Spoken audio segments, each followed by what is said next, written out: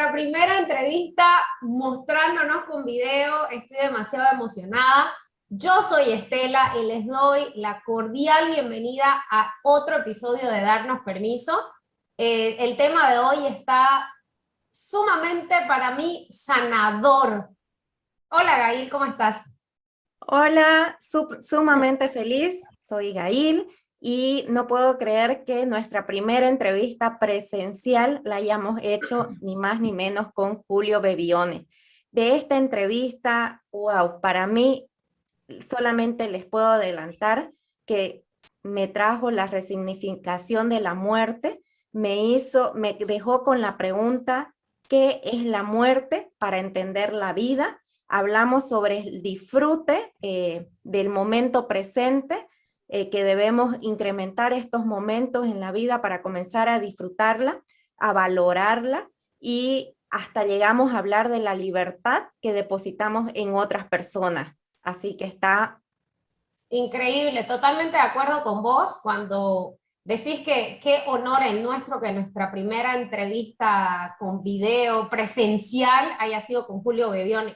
Para quienes no lo conocen a él todavía, él es un ser humano espiritual lleno de tanta buena información en ese cerebrito, en ese corazón, y él tiene la habilidad de comunicar las cosas que parecen complicadas, él tiene esa habilidad de simplificarlo en palabras y lo van a notar en la entrevista, un tema tan, no sé, pesado, un tema que no hablamos mucho como es la muerte.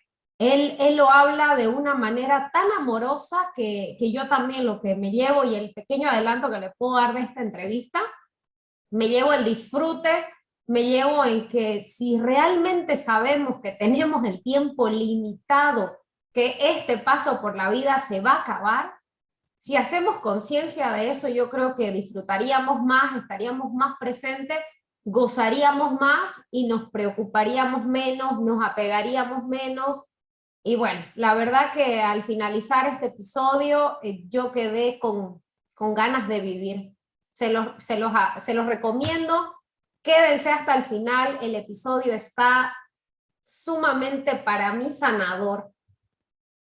Y como dice Estela, a pesar de ser un tema difícil de hablarlo en voz alta, nos las disfrutamos tanto la entrevista con Julio que hasta hay varios momentos de risotadas y que eso es la vida. Si disfrutas tanto esta entrevista como nosotras, te invito a que a que la compartas. Si nos estás escuchando por YouTube, dale like y compartí con quien creas que le pueda sumar. Lo mismo si nos escuchas en Spotify o Apple Podcast. Y sin más que decir, los dejamos con esta súper entrevista. Que la disfruten tanto como nosotras. Que disfruten la entrevista. Este espacio ha sido creado para darnos permiso de hablar de lo que cuesta decir, de hurgar heridas pasadas, de abrirnos a nuestras emociones, a reconocernos como seres dignos y valiosos, de recibir el gran regalo de estar vivos. En este podcast encontrarás respuestas o aún mejor, más preguntas para llegar a tu verdad. Creamos este podcast donde encontrarás conversaciones honestas, profundas e incómodas. Entrevistaremos amigos, profesionales, personas que tienen historias increíbles para contarnos y aprenderemos juntos con ellos. Disfruta de este espacio que es tuyo. Bueno, y para hablar de este tema que hemos elegido el día de hoy, tenemos a nuestro invitadazo, que no puedo creer que estemos de manera presencial. Estamos tan cerca, los círculos siempre terminan completándose en algún lugar, y este caso fue Miami. Me encanta que estemos juntos en este día. Para mí es como mágico estar así, como que igualmente en esta misma dimensión los tres juntos es increíble. Bueno, como vamos a hablar de la muerte, yo entiendo la muerte como transformación. Entonces, y mayormente tenemos miedo a lo desconocido, nos da miedo la muerte porque sabemos poco o nada sobre eso o simplemente ni siquiera nos animamos a hablar del tema. Entonces, para ti, Julio, ¿qué es la muerte? Vamos a comenzar diciendo que para el mundo la muerte es un final. Para decir que para mí simplemente es una continuación. A ver, el tema es amplio, pero vamos a empezar por lo más simple. Los seres humanos tampoco nacemos. Lo que hacemos es que nuestra experiencia de vida comienza en un cuerpo y a partir de allí comienza una etapa dentro de nuestra vida. Pero nuestra vida no comienza cuando nosotros nacemos, comienza una experiencia física que llamamos vida. Solo así podemos entender que la muerte es una continuación. Porque si no, decimos, bueno, yo nací tal día, pero cuando muera no voy a morir. No, es que en realidad no vas a morir porque no has nacido como tal. Tú has entrado en un cuerpo y has entrado a la experiencia humana. Y ese final de este paréntesis humano es lo que llamamos muerte. ¿Sí? Sí. Entonces, ahí, ¿qué podríamos decir, Julio? ¿Qué hay después de la muerte? Y me gustaría también ampliarlo. Nosotros tenemos un episodio donde hablamos del suicidio, pero hablamos la parte previa. ¿Qué lleva a una persona a tomar esa decisión? Y el morir por un suicidio, ¿afecta ese después que hay? Depende qué, depende quién. Debo decir, ante todo, que no soy especialista en este tema. Hay gente que ha investigado mucho sobre este tema, pero les puedo contar toda mi experiencia compartida con tanta gente durante algunos años. Lo que permanece, cuando dejamos el cuerpo, lo que permanece es la conciencia. Es decir, todo aquello, vamos a ponerlo en términos más, en palabras más claras, todo aquello que hemos vivido no se va de nosotros. La experiencia vivida queda impregnada en ese cuerpo que ya sin cuerpo físico continúa. Hay un cuerpo energético que continúa. Entonces, depende de la conciencia de quien esté provocando esa experiencia.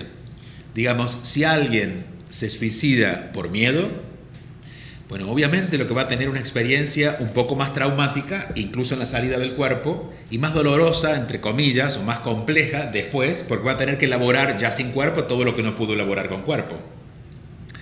En algunos casos puede ser más simple porque ya no está la operatividad de la mente, las emociones que lo distraen tanto. Quizás puede ir un poco más rápido, pero va a tener que resolverlo.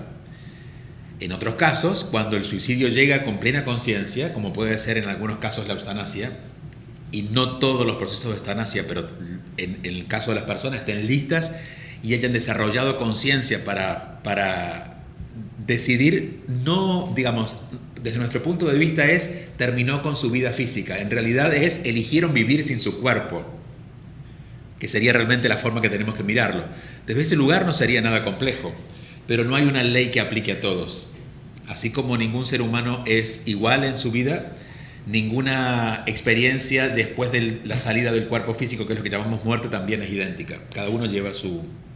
Ahora sí puedo decir que lo resuelto aquí es más difícil resolverlo allá.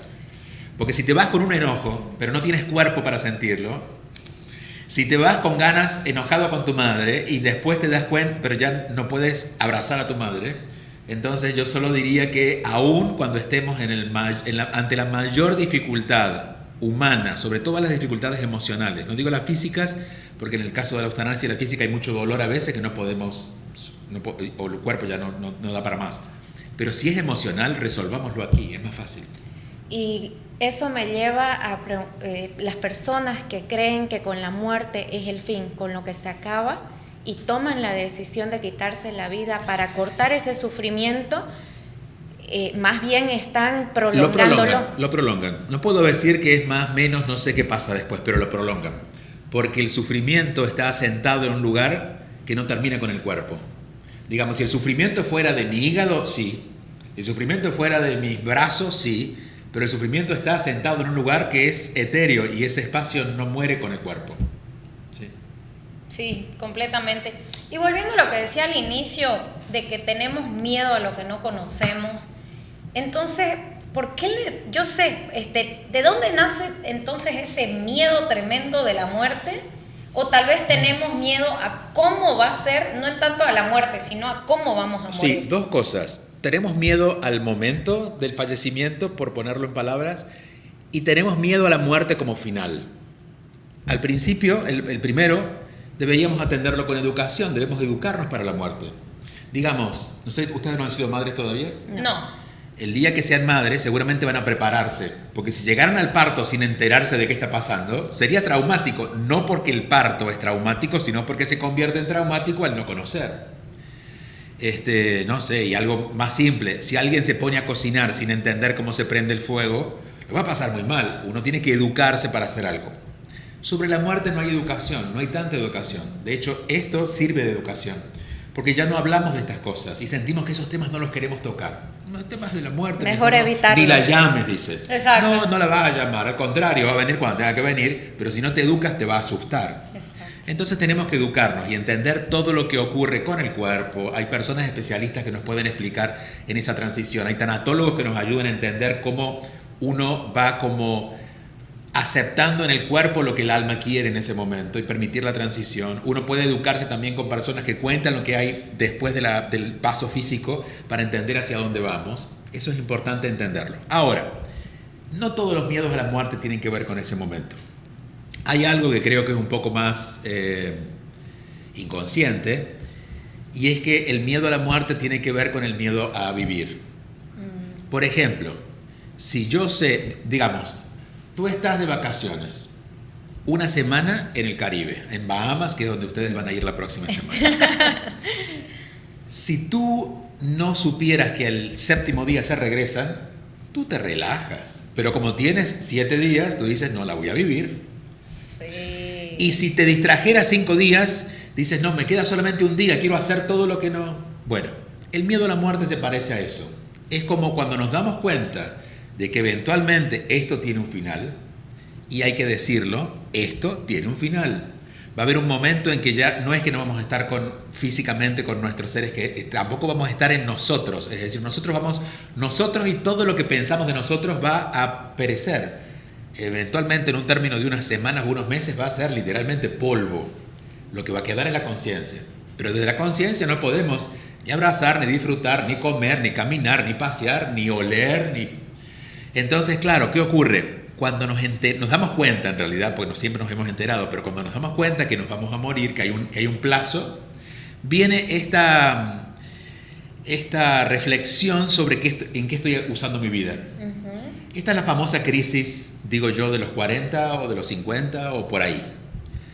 Porque, digamos, cuando tienen ustedes la edad que tienen, yo estoy unos pisos más arriba, uno mira para adelante y siempre hay.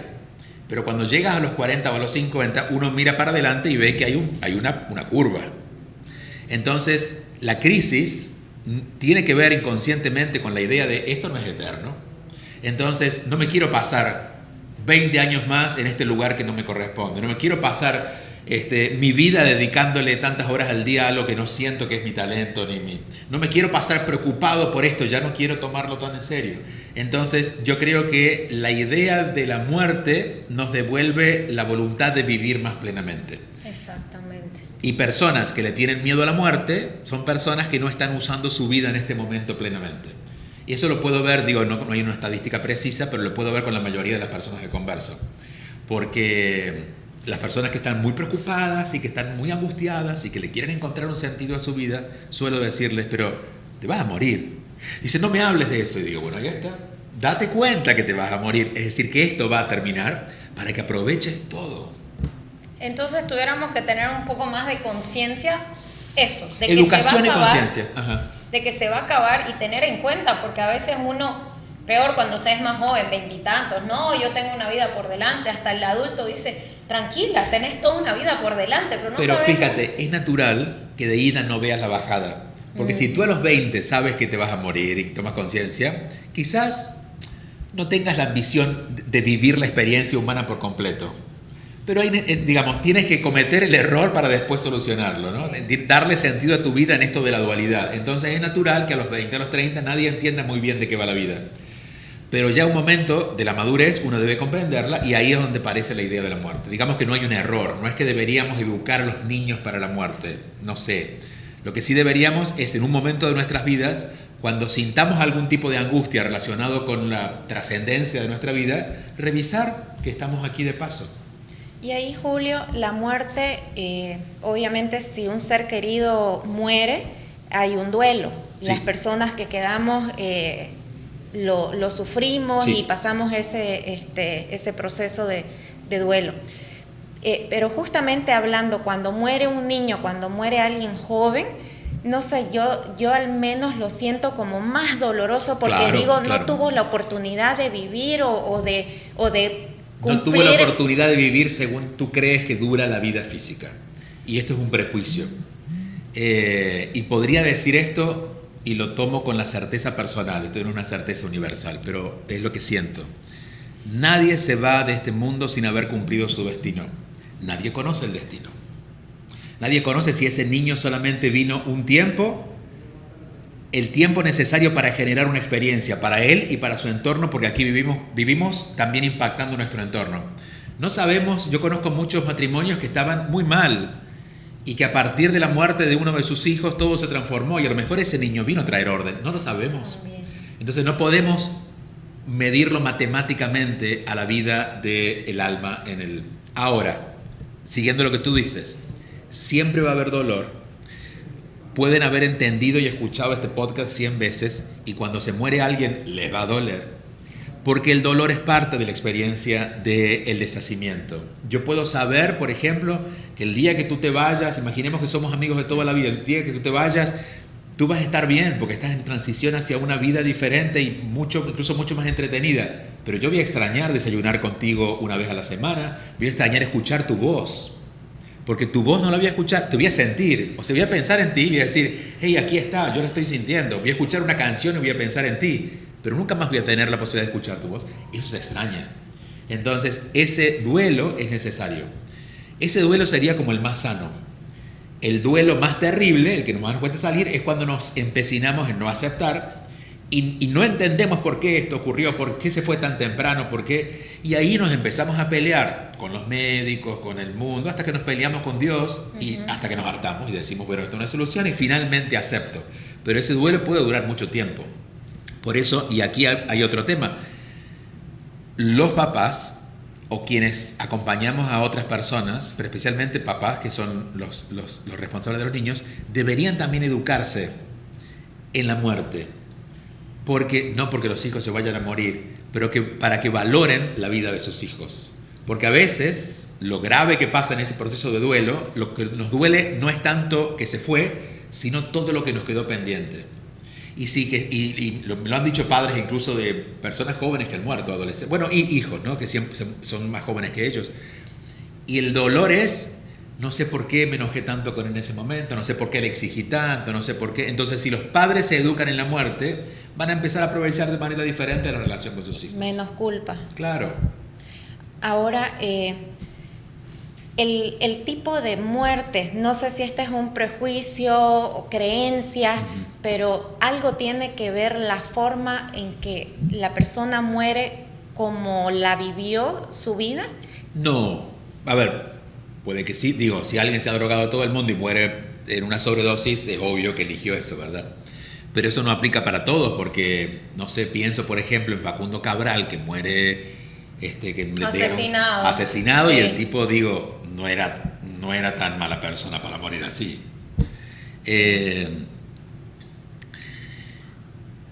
Esos son los misterios de la vida en principio, es decir, no hay una respuesta para eso. Solo te puedo decir que no es tan importante el evento en sí como la conciencia de quien la vive. Puede que una persona esté muriendo, no sé, poco a poco por un proceso de cáncer y esté tan enojado con su enfermedad que no muere en paz. Es decir, muere en paz, pero le costó mucho llegar a esa paz. Sufrió todo el proceso. O puede que alguien esté tan en paz que vaya por calle, no sé, pasa por ahí, pegan un tiro que le toca, pero esa persona ya estaba de alguna manera lista para entregarse en el momento que fuera. Entonces yo diría que el juicio sobre la forma de morir afecta más a quien se queda y a quien se entera que a la persona que se va. Quizás ahí el duelo es poco más porque difícil. Aparece la injusticia. Y nosotros los seres humanos queremos siempre hacer justicia porque no creemos que Dios es justo. Creemos que Dios es justo cuando la justicia de Dios coincide con nosotros, pero no podemos ver justo lo que no coincide con nosotros. Entonces al final terminamos humanizando a Dios y penalizándolo como si fuera un ser humano por lo que hizo, ¿no? Todos estos procesos eventualmente se cierran. Y a veces no se cierran en vida completa, sino que, digamos, si alguien murió en mi vida y yo estoy muy enojado, voy a terminar de hacer las paces en mi propia muerte. Porque yo al morir me voy a entenderlo todo. Entonces digamos que el último punto donde yo puedo terminar de aceptar la muerte de un hijo puede ser cuando yo como padre encuentre mi muerte. Pero eventualmente lo voy a encontrar. La idea es no demorarlo tanto, por eso hay que educarse. Sí. ¿Y por qué entonces valoramos la vida cuando tenemos la muerte enfrente? Porque estamos en un planeta donde todo es dual. Valoramos el amor cuando hemos sentido miedo, valoramos a las personas después que se van, o las valoramos más, cuando las extrañamos. Si nunca extrañáramos a alguien, no entenderíamos lo importante que es esa persona, aun cuando fuéramos los seres más iluminados, pero estamos en un cuerpo dual, nuestra mente es dual. Entonces yo creo que esta contraposición de vida y muerte es como la máxima lección. Por eso, más allá de lo que nos pase, el hecho que juguemos con la idea de, hey, me voy a morir, nos enfrentamos a la dualidad más grande y empezamos a encontrarle sentido a la vida. Sí, entonces sería activar esta pregunta. Bueno, no queremos traumar a nuestra audiencia, pero que sí tengamos... De verdad, puede pasar. Mira, en la escuela, yo estoy trabajando este año con una escuela, y en la escuela una de las tareas hace unas semanas fue, el miércoles nos vamos a morir. El miércoles no sabemos cómo, de hecho, pero nos vamos a morir. Entonces revisemos todo lo que tenemos pendiente que realmente nos interesaría hacer hasta el miércoles. Y eso te ordena la vida. Porque ahí te das cuenta que hay cosas que no tienen ningún sentido y otras que tienen sentido pero no las estabas mirando. ¡Wow! Sí, completamente. Digo, si lo van a hacer, háganlo en el contexto de lo que estamos hablando. Sí. Para valorar. Claro, el propósito no es la idea que nos vamos a morir, porque nos vamos a morir de todas maneras. Claro. La idea es usar ese elemento para valorar la vida, para valorar todo lo que nos pasa, lo que sí tenemos, las personas que sí nos quieren. Las grandes frustraciones humanas tienen que ver con eso, con lo que yo quisiera que él esté, pero él no me quiere. ¿Y por qué no te dedicas a agradecer a quienes sí están? Yo quisiera tener tal trabajo, pero porque no agradeces el que tienes. Yo quisiera estar en tal lugar, porque no agradeces donde estás. Yo quisiera tener tal edad, porque no agradeces la que tienes y lo bien que estás, ¿no? Entonces, digamos que la muerte en estos casos pone un claro orden, porque además tú puedes que seas budista, cristiano, ateo, pero todo el mundo sabe lo que es la muerte, que es el final de este proceso físico. Entonces, no puedes escapar a esa pregunta.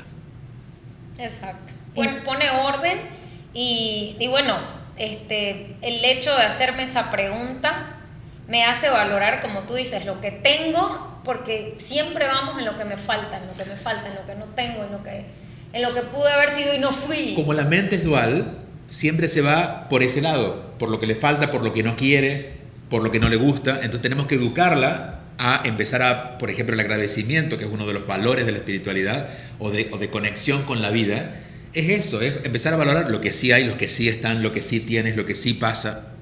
Y valorar el momento presente, ¿no? Y valorar el único momento donde tenemos algo que agradecer, que es esto. Porque esa es otra adicción que tenemos fácilmente para evadir el presente. O recordar momentos bonitos, o pensar que la solución llega un poco más adelante. Entonces me pongo en función de eso. No, la solución es lo que puedas hacer hoy.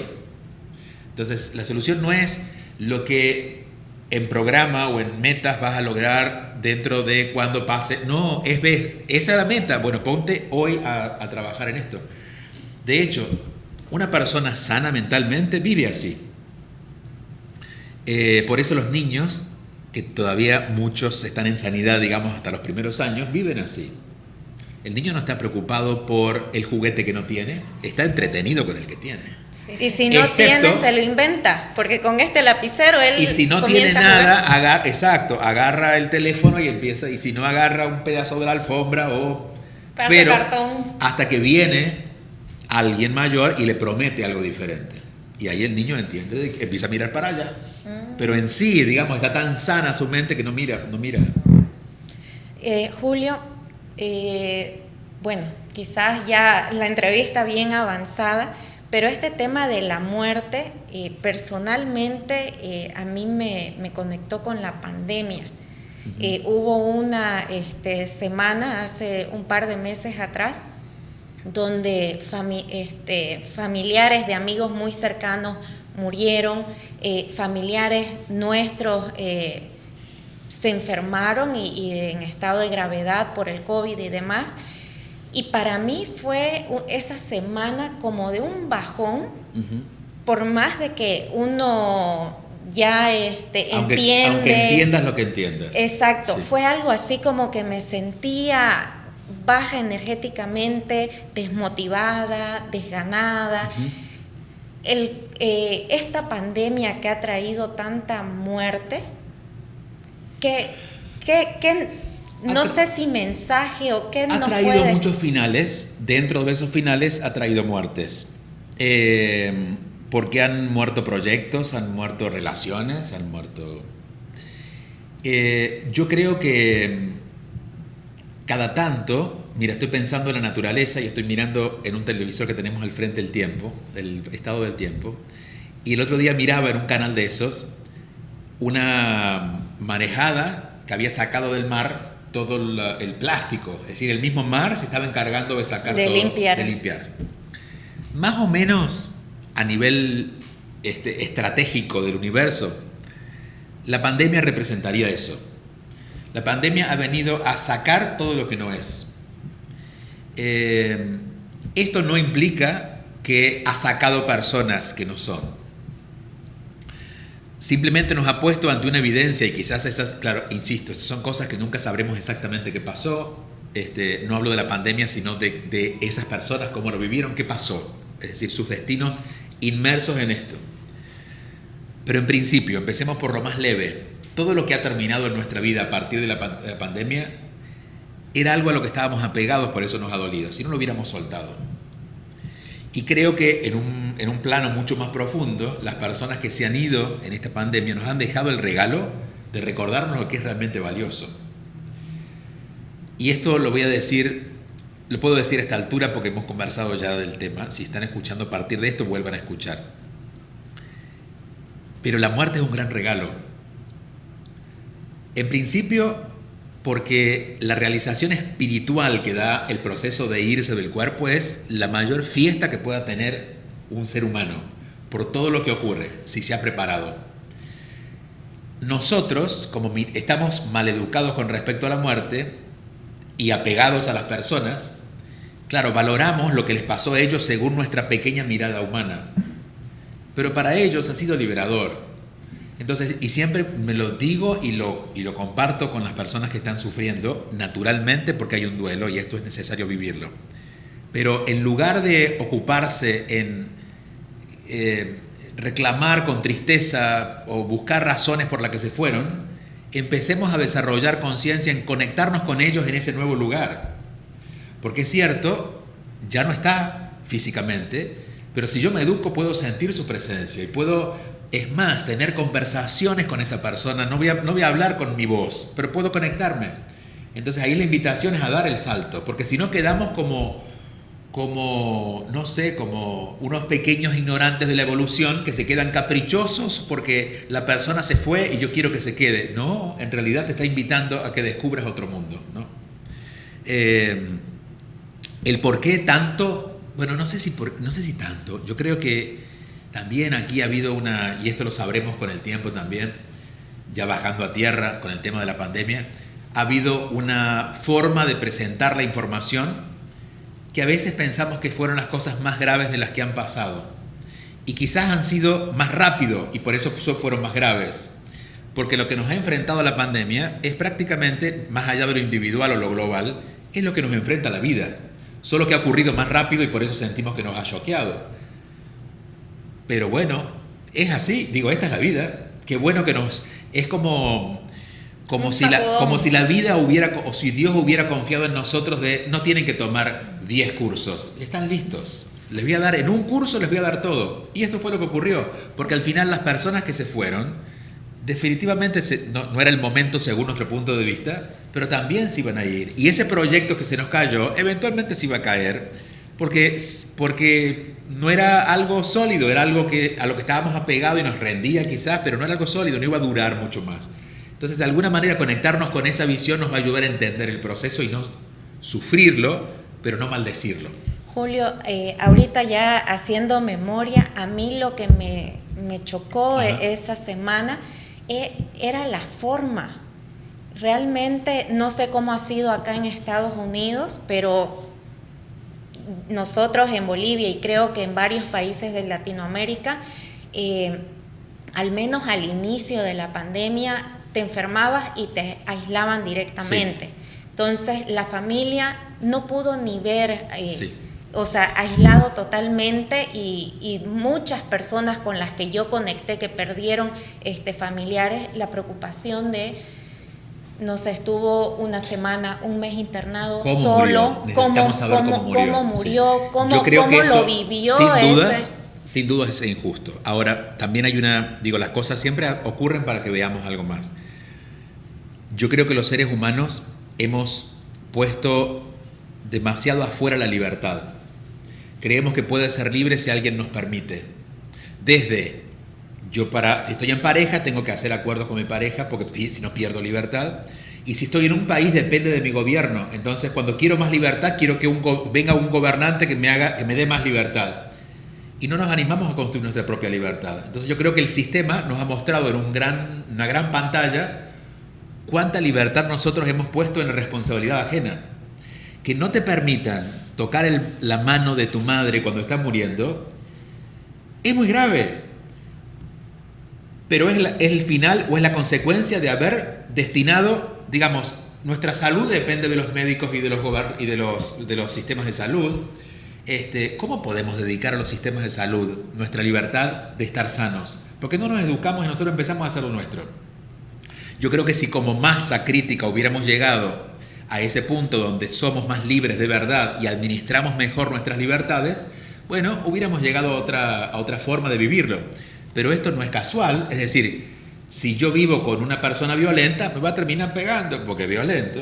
Si yo he dado mi libertad a todo lo que me rodea, obviamente voy a vivir la crisis de la pérdida de libertad. Entonces, esto nos debe llevar no a hacer un cambio inmediato, porque si fuera un cambio inmediato sería demasiado radical y todo lo radical es extremista.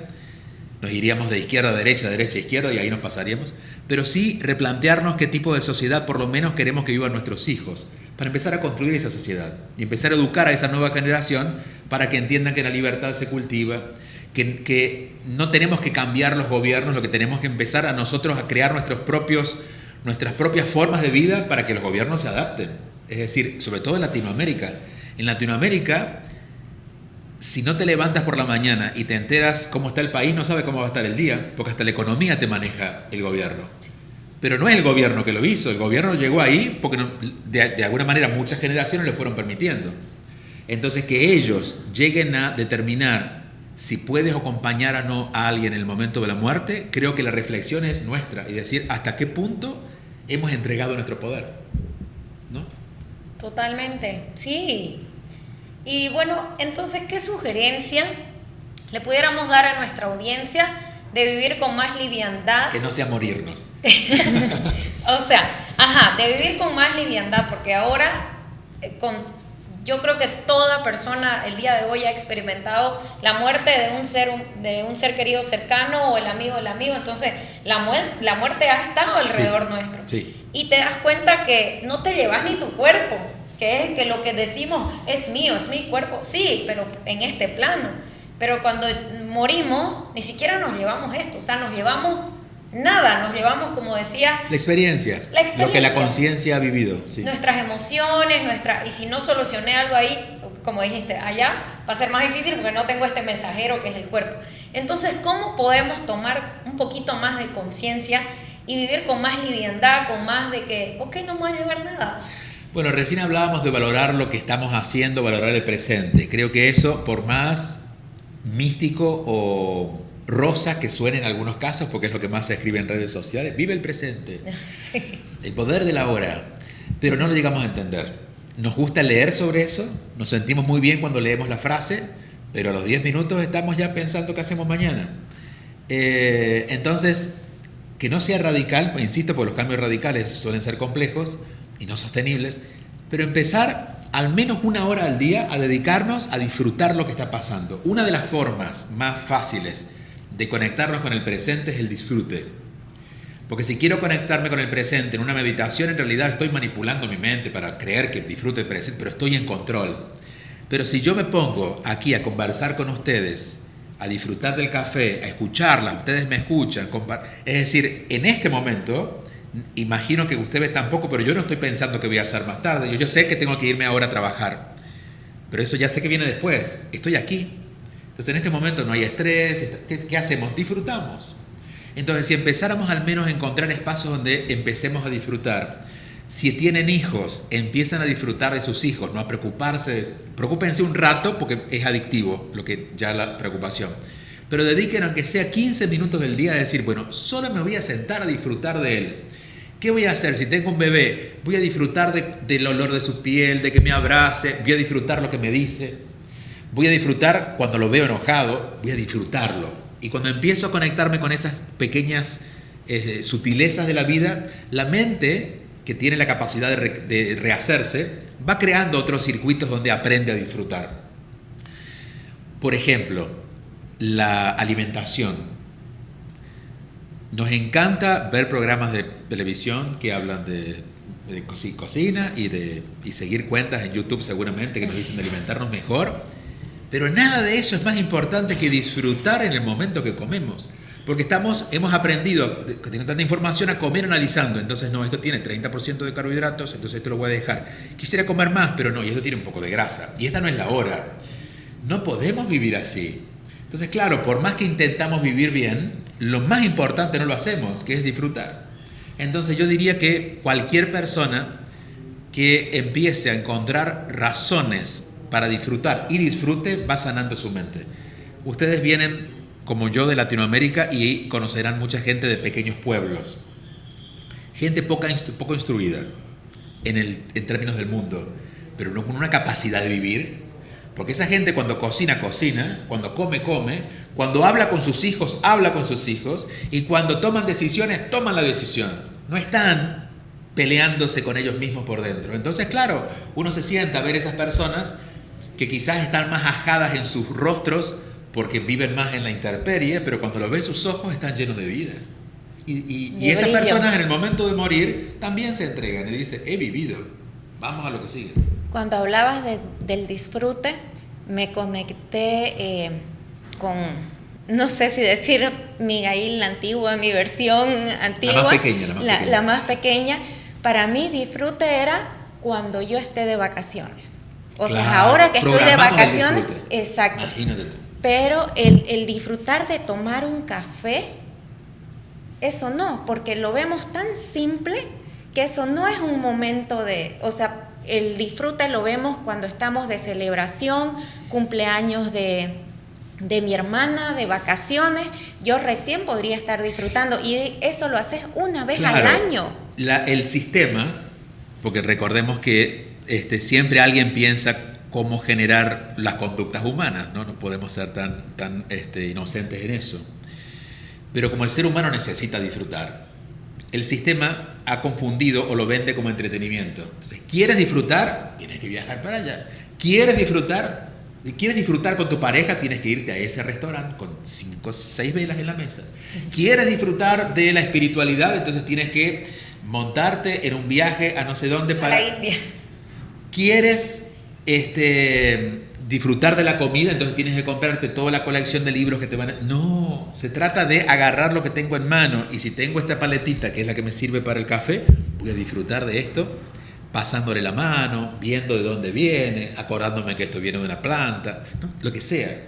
En el momento que conecto con el disfrute, te aseguro que hay un reorden de vida completo. Hay como pequeñas muertes, por ponerlo en perspectiva, ¿no? Es decir, cada vez que disfruto, muere todo lo que mi mente estaba imaginando. Qué maravilloso. Antes de que me olvide, Julio, sí, en uno de tus cursos, del curso de Milagro, mencionaste de que todas las personas que en el momento de irnos, de pasar a no sabemos qué, en ese momento se puede decir que sentimos paz.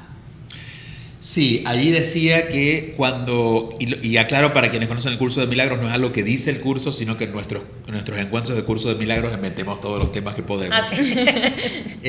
Vamos por todo. Lo diría así, hay una cierta condición de paz para que el alma salga del cuerpo. Digamos, si estás muy aferrado en resistencia de algo, como no quiero morir si no veo a tal persona, no quiero soltar mi negocio. Hay mucha resistencia. Entonces, no significa que las personas mueran en completa paz, pero hay una paz suficiente que para la paz humana es muy buena paz, digamos, de paz de buena calidad, que hace que la persona pueda elegir ya salirse del cuerpo, seguir con vida sin cuerpo. No significa que esta sea la paz eterna. Después, cuando ya uno se va del cuerpo, le quedan estas cositas por ver y mira y dice, esto lo haría diferente, esto lo hubiera hecho diferente. Pero las cosas como más complejas deben ser resueltas mentalmente. Por eso, creo yo, los seres humanos vamos encontrando en la vejez, que es el plazo naturalmente previo a partir, la capacidad de ir poniendo en valor las cosas realmente importantes. Es decir, si estabas enojado con tu ex esposo, cuando llegas a la vejez quizás se te va el enojo y dices, bueno, fue como fue. Y de alguna manera la anatomía del cuerpo nos va preparando para soltar. Ya no te interesa ganar dinero, te interesa disfrutar un poco más, ¿no? Entonces te interesa reducir, te interesa pasar más tiempo con tus nietos que con los amigos que salen a rumbear.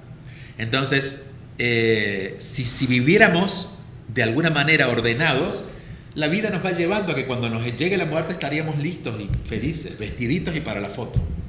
Sí. Que sería como lo ideal, ¿no? Que sería sería lo mejor que nos puede pasar. Pero como de todo aprendemos, bueno, a veces hay gente que aprende esos últimos 15 segundos de vida y dice, uy, y le alcanza.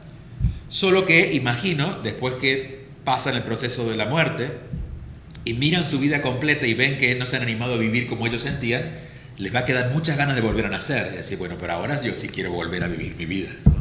Y eso se llama el ciclo del karma. Volvemos a elegir para hacer diferente lo que antes reconocimos, ya con conciencia de que no fue lo mejor. Sí, espero que igual lo podemos hacer en vida.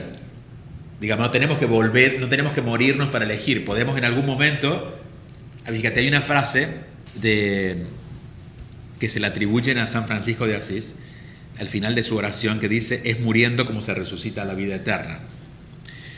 Y él no habla de la muerte física, creo yo. Vivió hace 800 años, así que nunca la pude consultar, pero siguiendo su vida, porque él se mató muchas veces sin morir en su cuerpo, fue destruyendo su ego. Y es, por ejemplo, me muero si me botan del trabajo, entonces vete de ese trabajo para que lo mates tú antes que te mate a ti. Me muero si me deja tal persona, entonces termina ya la relación. Porque cuando vas matando las cosas en tu vida que ya no son, tu vida se llena de vida. Entonces no tenemos que llegar a la muerte física para darnos cuenta que podemos vivir diferente y volver a nacer. No, digamos, matemos las cosas en este plano para que tengamos más vida en este plano. Para mí, una de las vidas mejores usadas en ese punto fue Jesús, de quien no puedo saber mucho más de lo que se sabe, pero Jesús desde que nació hasta los 30 años fue entendiendo todo esto y vivió plenamente sus 3 años de servicio. Y cuando enfrentó la mayor mentira humana, que era la muerte, no solamente la muerte injusta, la muerte crucificada, la muerte sangrentada, la muerte con dolor, él dijo, ellos no entienden nada. Es decir, yo soy el que soy, no soy este que está en el cuerpo. Y como muestra de eso es que 3 días después su alma decide reincorporarse al cuerpo y se presenta, según cuenta la leyenda, a peregrinos de Maús. Pero creo que ese símbolo de una vida bien usada es la que nosotros tenemos que entender. Y Jesús no tuvo una vida como fácil. No, tuvo una vida. De hecho, nació de una madre con un padre poco reconocido y ahí apareció, porque era el Espíritu Santo. A ver, ¿cómo le explicas al niño que tu padre es el Espíritu Santo? Y apareció Jesús, apareció José. Es decir, hoy en día esto sería un trauma. Hoy Jesús estaría en medio de por lo menos de 7 terapeutas, analizando cómo puede ser que vino este padre que no aparece, y el padrastro que apareció, y él se fue de su casa a los 7 años y se fue a Egipto en un momento donde viajar. Entonces, yo creo que él vivió la vida intensamente y siempre pienso en él, ¿no? Cuando digo, ok, ¿en quién se parece a alguien que haya usado bien su vida? Bueno, Jesús.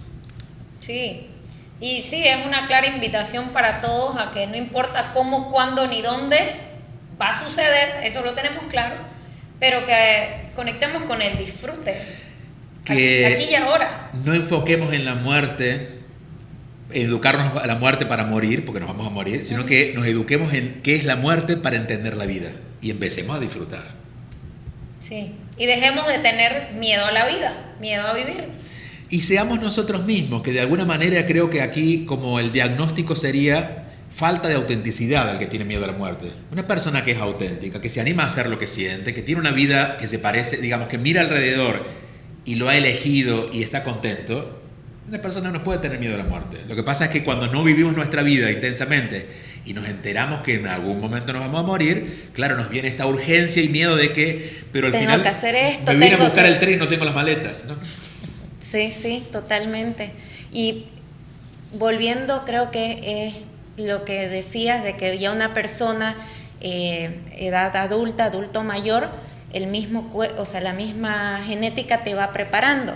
Pero si vivís, no sé, a tus 15, 20, 30 años haciendo lo que tenés que hacer en ese momento, a la hora que te toque, no vas a decir... Vas a estar siempre listo. No vas a decir, ay, me faltó tener hijos, me faltó viajar. No, hiciste lo que tenías que hacer hasta Porque ese... fíjate, si la biología te acompaña a que te des cuenta, si quieres tener hijos, que ese es otro tema que podemos tocar en otro momento, yo no creo que nadie que realmente esté en su destino tener hijos no los tenga. Por esta manipulación de quiero ser mamá por alguna razón que no tiene que ver con el auténtico y genuino anhelo de ser madre, porque los hijos vienen del alma y el alma no niega nada. O sea, esta idea de que no puedo ser mamá, me parece que a veces hay un deseo humano de ser mamá para cubrir algo que tiene que ver con un plan humano, no divino, ¿no? Pero, insisto, será otro tema en algún momento. Pero si nosotros vamos viviendo en el disfrute constante, la valoración de nuestra vida no va a estar determinada por los logros, sino por lo que hemos disfrutado. Digamos, puede que te fuiste a la montaña un día que quería caminar y llovió. ¡Qué fracaso! No, fuiste, disfrutaste de la lluvia, entonces no fue un mal día, fue un buen día si valoras la experiencia. Entonces, en la medida que uno se entrega y vive auténticamente, no te juzgas o no te valoras por lo bien que te salió, sino por haberlo vivido. Se me viene una pregunta, el hijo de mi jefe tiene 3 años y él una vez me preguntó, Estela, ¿vos alguna vez has bailado sobre la lluvia? Imagínate. No. ¿Y vos, digamos, vos lo hiciste? Claro. Yo sí, con mi papá. Y ahí quedé con, necesito hacer eso, quiero hacer eso porque qué disfrute. O sea, en ese momento no existe nada más que... Y mire cómo él recuerda, pasó hace cuántas semanas y él sigue recordando y creo que va a ser un disfrute que se llevará hasta el hecho de su muerte. Exactamente. Y permanecerá seguramente. Seguramente. Y habrá conocido la naturaleza. Te agradecemos tanto, Julio. Igualmente. Qué buena entrevista. No puedo creer que... Aquí estamos. En realidad debemos explicar que es un holograma que están vendiendo en Miami. Como Oprah, que yo en este momento estoy en India meditando. Muchas gracias, a Julio. ustedes, Qué muchas placer. gracias. Igualmente gusto de conocerlos. Qué placer. Gracias. Hasta el próximo episodio.